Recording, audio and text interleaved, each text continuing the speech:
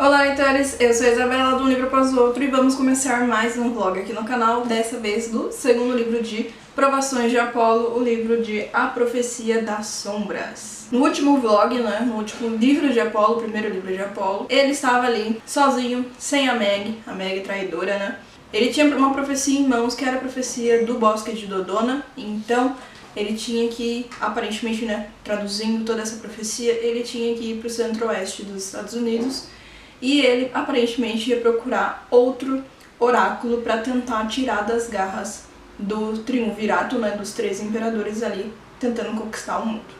E no final do livro anterior, também surgiu ali, um desaparecido de muitos meses, desde Heróis do Olimpo, ele estava desaparecido. E ele voltou, o Léo Valdez, junto com Calypso.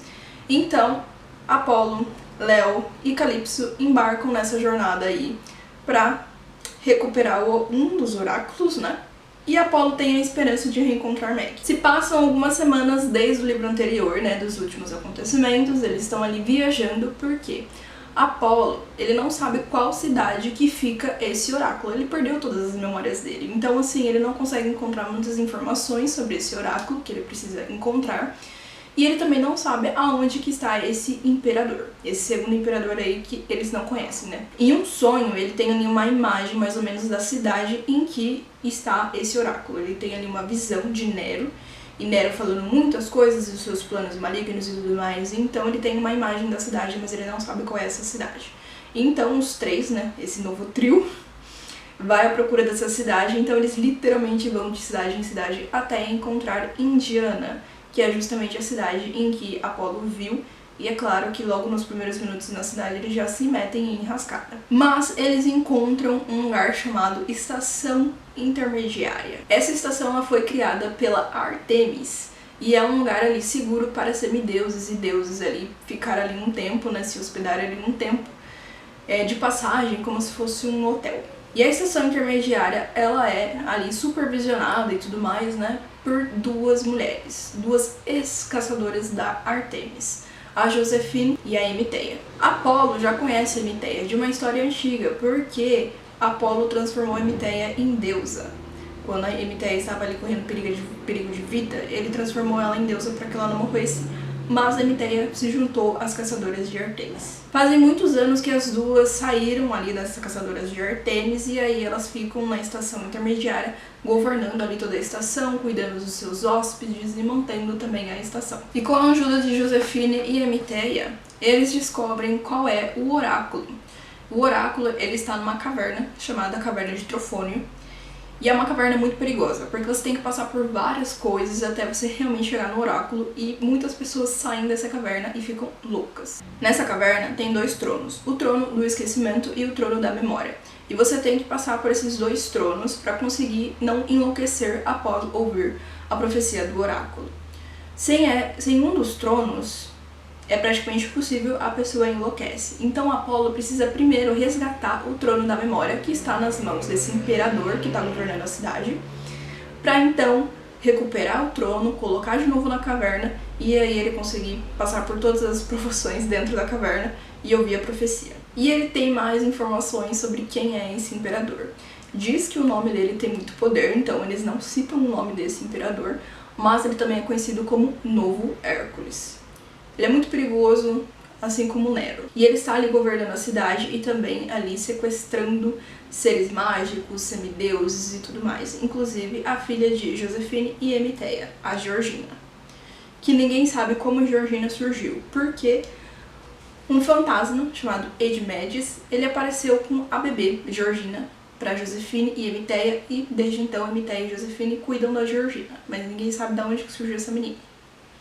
E ela, inclusive, foi até a Caverna de Trofônio, quando já estava sem o trono da memória, e ela passou por tudo isso e ela ficou um pouquinho enlouquecida, por conta que não tinha o trono da memória e do esquecimento para antes de ouvir a profecia. E agora a Georgina faz parte dos desaparecidos que estão ali nas mãos desse novo Hércules. Ou seja, o caos está em Indiana. Eu já estou na página 72, assim a história já tá se enguinando, Apolo já tá ali vendo qual é a sua próxima missão em realmente recuperar o trono. Então, assim, vai ser bem interessante essa parte e talvez a gente já de cara veja quem é esse imperador. Eu gostei bastante dos novos personagens que a gente é apresentado e também de ver o Léo Valdez, né? O nosso já personagem já de Heróis de Olimpo, de novo aqui, mas um pouquinho mais amadurecido, né? Enfim. Então eu tô animada pra esse livro, eu tô animada pras novas aventuras de Apolo, pras novas provações que ele vai passar e também pelas companhias ali que ele vai ter ajudando ele nessa tarefa.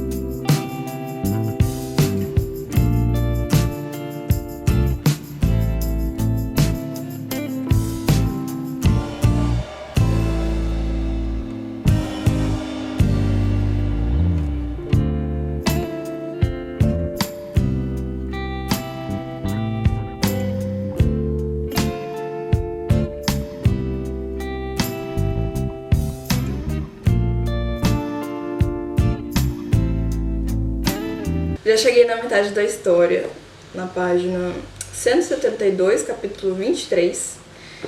E assim, eu tenho que dizer, gente, que as primeiras impressões, as primeiras 50 páginas até agora, infelizmente não aconteceram assim tantas coisas. Eu achei que o primeiro livro, eu acho que teve mais coisas do que esse livro, sabe?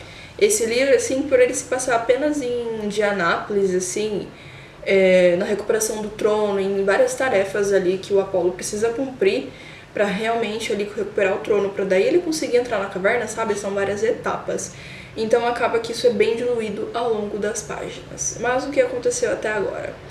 Apolo recuperou os grifos, né, que era da estação intermediária, que tinham sido capturados por Cômodo, se meteu em muita confusão e alarmou Cômodo de que Apolo estava em Indianápolis. Mas agora Apolo está indo o quê? Recuperar o trono da memória para finalmente colocar o trono na caverna de Trofônico, né? Neste momento que eu estou, Apolo acabou de entrar ali onde Cômodo mora, que agora esqueci o nome, assim, tipo uma casa, assim, sabe, super grande e tal, pra realmente capturar, né? Capturar não, pra finalmente resgatar o trono da memória, mas ele acaba encontrando vários prisioneiros que ele vai resgatando, enfim, vai libertando ali, inclusive as caçadoras de Ártemis. E também no meio dos prisioneiros está quem? A Georgina, que é a filha, né, de Emeteia, lá da estação intermediária. E ela tá, tipo, doidinha na cabeça e ela fica falando umas coisas assim que eu acho que significam alguma coisa. Mas por ela tem que sentar, né, tipo, no trono da memória, né? Então ela ainda tá meio, tipo, doidinha do oráculo. Mas, enfim, Apolo tá super concentrado nas suas tarefas, né, em cumprir as tarefas, em realmente resgatar o trono da memória pra colocar na caverna.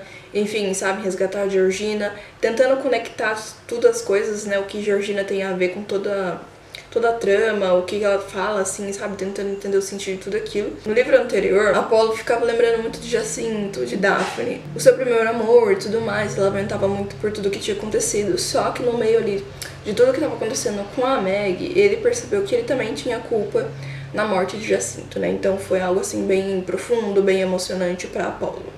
E nesse livro nós temos outra questão assim mais emocional do Apolo, que é Cômodo. Ele lembra que ele já encontrou Cômodo, na verdade ele era muito próximo de Cômodo, ele era amigo de Cômodo, só que antes de Cômodo ser imperador. E ele gostava muito de Cômodo, assim, sabe? Ele adorava conversar com Cômodo e tudo mais, então ele fica lembrando de tudo isso. E como no fim ele teve que matar Cômodo porque Cômodo virou imperador, só que ele virou um imperador muito cruel e ele matava todo mundo. E tipo assim, os seus prefeitos, por exemplo, ficavam 2 dias no cargo e ele lá ia matar a pessoa. E ele planejava matar muitas e muitas pessoas, assim, uma loucura dele, um acesso de loucura, porque as pessoas estavam tentando envenenar ele, pra matar ele mesmo, porque assim, já não aguentavam mais tanta crueldade dele, tanto com as pessoas como com os animais. E então Apolo foi lá e matou Cômodo. Então, assim, ele começa a relembrar toda essa história e se lamentando por ter feito isso, mas também lembrando da pessoa que ele tanto gostava, tanto amava, quando Cômodo ainda não era imperador. Então temos essa questão emocional do Apolo neste livro. E deixa eu voltar aqui pra minha ação, porque eu parei bem no momento bem interessante aqui, Apolo no meio dos aposentos de Cômodo, né, indo atrás do trono.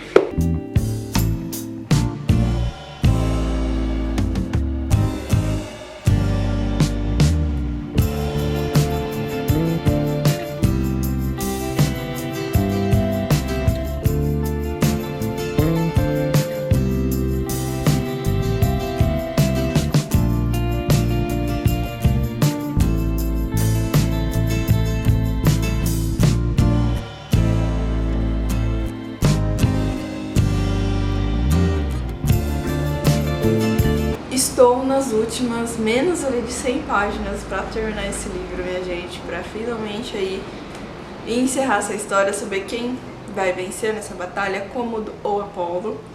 Enfim, o que aconteceu até o momento, né? É claro que Apolo não ia sair do palácio do imperador facilmente, né? Não foi fácil pra entrar, vai ser mais difícil ainda pra sair. Então, Apolo e Meg sofrem muito pra sair do palácio, quase ficam presos lá pelo Cômodo. Mas quem que vai resgate deles? As caçadoras de Artemis, a deusa que também ajudou a criar, né, a estação intermediária junto com Artemis, né? Ela prometeu que iria tentar chamar as caçadoras, mas que, né, tipo, não dava pra garantir que elas iriam ao socorro de Apolo, né? Mas que ela iria lá tentar chamar elas. E deu certo. Finalmente elas apareceram e justamente no momento que eles mais precisavam, que é quando tudo ia buraco abaixo. Mas, né, isso só foi um problema resolvido. Agora Apolo precisa ir à caverna de Trofone. Recuperou o trono para colocar na caverna. Agora ele precisa ir até a caverna e escutar a profecia. Enquanto ele estava no palácio do imperador, ele conseguiu ali libertar alguns prisioneiros de Cômodo. Entre eles estava a Georgina, que é filha da Emeteia e da Josefina. Quando eles finalmente conseguem colocar ela no trono da memória para ela ali ficar um pouco mais lúcida, Trofônico entra no corpo de Georgina e fala ali algumas coisas para Apolo, falando que ele precisa ir até a caverna. E aparentemente foram colocadas aí duas profecias, uma para o imperador Cômodo e a outra para Apolo. São profecias bem diferentes. E o que vai dizer quem, né, qual delas vai se concretizar, vai ser justamente quem vai vencer essa batalha, Cômodo ou Apolo. Se Cômodo vencer, a profecia de Cômodo vira realidade, e se Apolo vencer, a profecia de Apolo vira realidade. E é claro que a profecia de Cômodo não é nada agradável. E neste momento, Apolo e Meg, né, eu estou, até esqueci de falar que página que eu tô, né, eu tô na página 250, no capítulo 32, já tá quase acabando esse capítulo, só tem uma página pra terminar esse capítulo. Mas Apolo e Meg estão em direção à caverna. Mas é claro que a entrada da caverna não seria algo fácil. Então eles estão encontrando criaturas mágicas, enfim, sabe? Na entrada da caverna, até finalmente entrar na caverna. E é isso. Eu confesso que eu tenho que dizer pra vocês que o primeiro livro eu consegui me conectar muito mais com os personagens. A essa hora, essa altura, nas últimas 100 páginas do livro anterior, eu já tava, tipo, roendo minhas unhas de tensão e querendo descobrir quem era o traidor do acampamento, e chocado quando eu descobri que era Meg. Então, assim, eu senti que eu me conectei muito mais com a primeira história do que com essa. Essa daqui, eu tô achando que tá faltando alguma coisa, sabe? Tô achando até o Apolo meio xoxo capenga. Mas enfim, vamos terminar essa história. E é claro que Apolo já tá cansado de ser mortal, já tá, né, foi ali seu coração partido pela Meg. Então é claro que muitas coisas estão acontecendo com Apolo, mas eu tenho que dizer que esse livro aqui não tá me prendendo tanto igual o livro 1.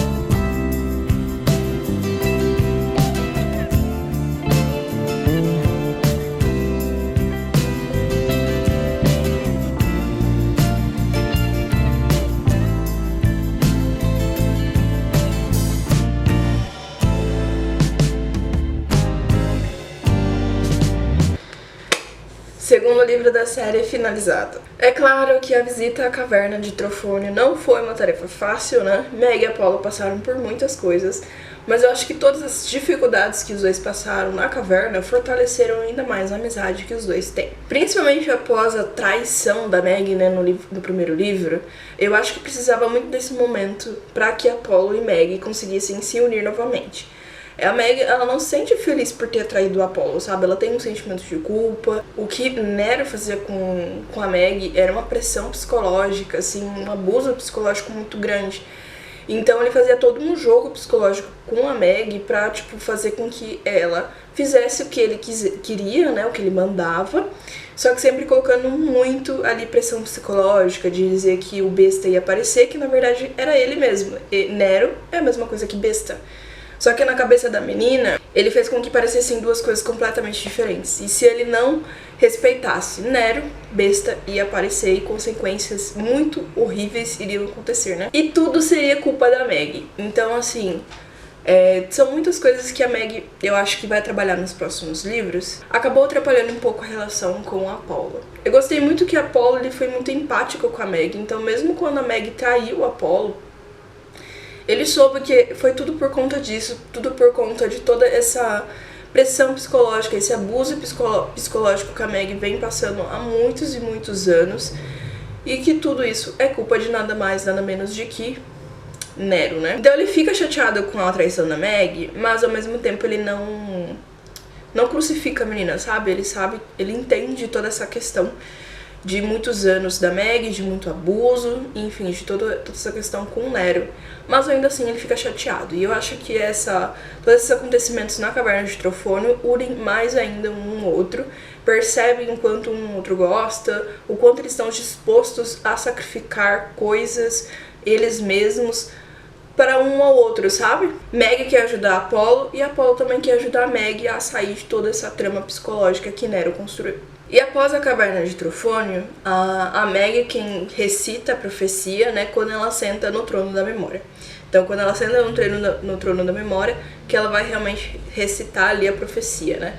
E é uma profecia gigantesca, o que não é muito lá um bom sinal. A profecia, ela tem muitas estrofes e muitas questões ali, assim, muitos acontecimentos, sabe? Em cada estrofe. Então, vai ser bastante coisa acontecendo no próximo livro, no livro 3. E é basicamente isso. O final, assim, não foi um final cheio de coisa, sabe? Eu acho que foi um final bem parecido com o primeiro livro. Eles neutralizam ali a ameaça em Indianápolis, mas ainda assim eles não conseguem realmente acabar com o Cômodo. Então fica aquele mistério, né? Tipo, pra onde foi Cômodo. Mas eles conseguem ali neutralizar a ameaça em Indianápolis, do mesmo jeito que eles também neutralizaram no acampamento Meio Sangue, né, no primeiro livro, mas também não conseguiram derrotar Nero. E agora eles têm uma nova profecia que Apolo vai ter que seguir ali para ir em direção ao terceiro oráculo.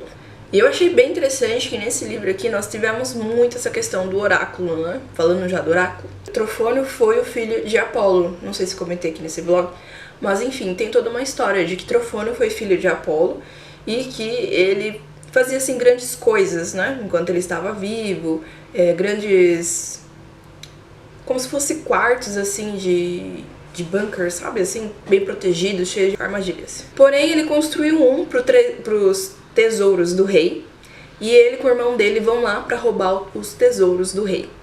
Porém, o rei sabia que isso ia acontecer, então ele deixou uma armadilha. E, infelizmente, o irmão de Trofônio cai nessa armadilha e ele está sendo esmagado. Só que se ele for encontrado pelos guardas, eles vão reconhecer como o irmão de Trofônio, né, como Agamedes, e, tipo, enfim, toda a família vai levar a culpa. Então, Trofônio tem que cortar a cabeça de Agamedes para que ninguém reconheça o jovem. Mas nesse momento de desespero, o Trofônio ele pede ajuda a Apolo, né?